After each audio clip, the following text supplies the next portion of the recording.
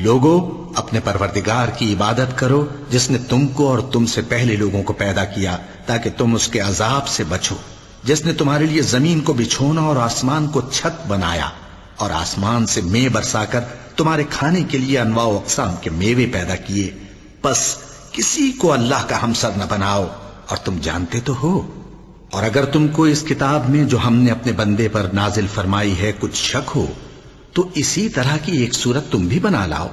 اور اللہ کے سوا جو تمہارے مددگار ہوں ان کو بھی بلا لو اگر تم سچے ہو۔ پھر اگر ایسا نہ کر سکو اور ہرگز نہیں کر سکو گے تو اس آگ سے ڈرو جس کا ایندھن آدمی اور پتھر ہوں گے اور جو کافروں کے لیے تیار کی گئی ہے۔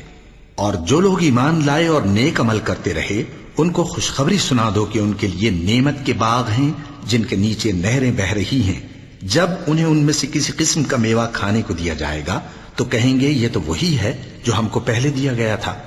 اور ان کو ایک دوسرے کے ہم شکل میوے دیے جائیں گے اور وہاں ان کے لیے پاک بیویاں ہوں گی اور وہ بہشتوں میں ہمیشہ رہیں گے۔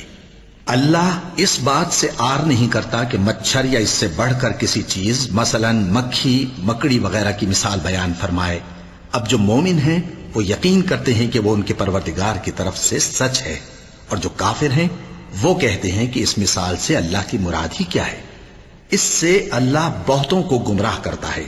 اور بہتوں کو ہدایت بخشتا ہے، اور گمراہ بھی کرتا ہے تو نافرمانوں ہی کو،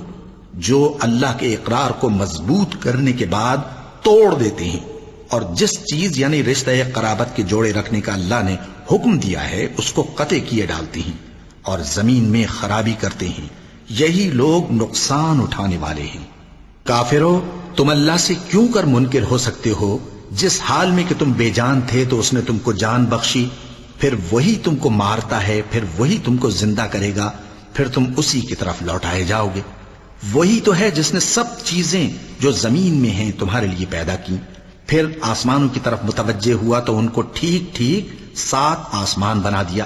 اور وہ ہر چیز سے خبردار ہے۔